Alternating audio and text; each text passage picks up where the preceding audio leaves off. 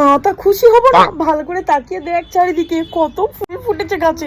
আজকে আমার ছাদ আলো করে আছে ফুলগুলো। হ্যাঁ গো মা, কতদিনের স্বাদ বলতো মানা এই ছাদ বাগান করা। আজ সেটা সফল হয়েছে দুবেলা গাছে জল দিয়ে দিয়ে। গাছে কি তুমি শুধু একা জল দাও নাকি বাবাও তো দেয়? এই শোন শোন, বাবা ডেলি গাছে জল দেয় মানে বুঝলাম না আমি।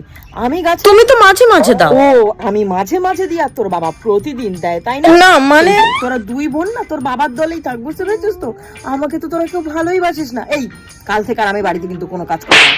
রান্না বান্নাও তোরা করবি, গাছের জলও তোরা দিবি, সমস্ত সংসারের কাজে তোরাই করবি তিনজন। রাগ করছো কেন মা? রাগ নয় মানা, রাগ নয়, এটা আমার একটা মনোকষ্ট।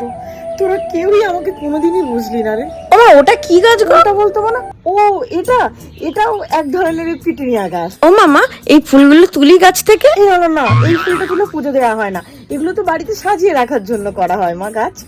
এই মানে কলটা বন্ধ কর, কলটা বন্ধ কর, জল ভরে গেছে, নে বালতিটা নিয়ে আয় দেখি, দুজন মিলে একটু গাছে জলটা দিয়ে দিই তাড়াতাড়ি, আবার সন্ধে দিতে যেতে হবে তো। ঠিক আছে মা।